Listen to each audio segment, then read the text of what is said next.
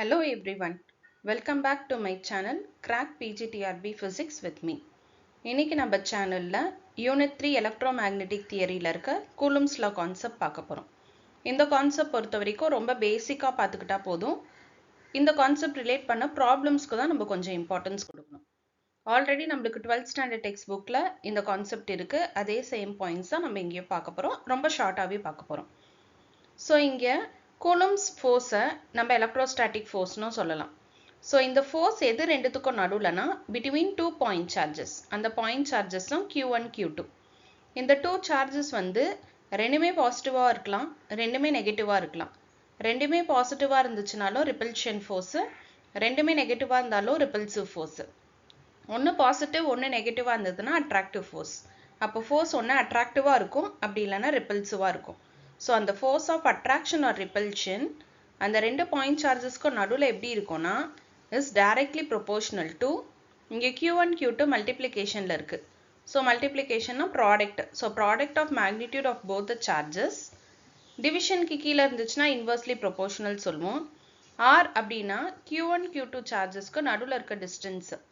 So அப்போ அந்த distance ஸ்கொயருக்கு இன்வர்ஸ்லி ப்ரொபோர்ஷனலாக இருக்குது. இந்த ப்ரொபோர்ஷனல் சைனை ரிமூவ் பண்ணோன்னா நம்ம கான்ஸ்டன்ட் சப்ஸ்டியூட் பண்ணோம். அந்த கான்ஸ்டன்ட் தான் இங்கே K. அந்த Kவோட வேல்யூ தான் இங்கே கொடுத்துருக்காங்க, 1 divided by 4 pi epsilon naught. இதோட கான்ஸ்டன்ட் வேல்யூவை ஞாபகம் வச்சுக்கோங்க. 4 பையோட வேல்யூ 3.14 or 22/7. எப்சிலான் நாட்னா பெர்மிட்டிவிட்டி ஆஃப் ஃப்ரீ ஸ்பேஸ். இந்த எப்சிலான் நாட்டோட வேல்யூ இங்கே கொடுத்துருக்கு. இதுவும் கான்ஸ்டன்ட் வேல்யூ மெமரைஸ் பண்ணும். இதெல்லாம் நம்ம சப்ஸ்டியூட் பண்ணோம் அப்படின்னா ஒரு ப்ராப்ளம்க்கும் டைம் ஆகும். ஸோ இதை ஷார்ட்டாக ஞாபகம் வச்சுக்கலாம். அதோட வேல்யூ என்னன்னா எங்கெல்லாம் 1/4 pi epsilon naught வருதோ ப்ராப்ளமில் யூனிட் கூட ஞாபகம் வச்சுக்கணும்னு இல்லை, அங்கெல்லாம் நம்ம 9 × 10⁻⁹ போடலாம். ஓகே, நெக்ஸ்ட் ஒன் வந்து இந்த கூலும்ஸ் ஃபோர்ஸ் வந்து central forces.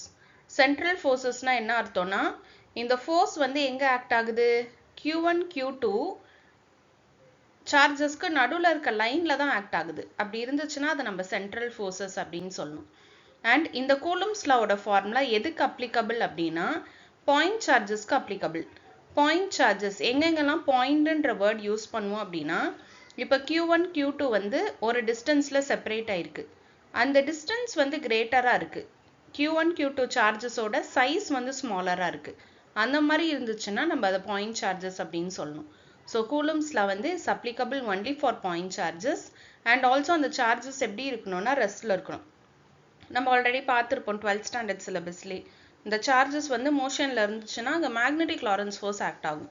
So Coulomb's force எப்போ ஆக்ட் ஆகும்னா ஒரு சார்ஜ் வந்து ரெஸ்டில் இருந்தால் மட்டும்தான் ஆக்ட் ஆகும்.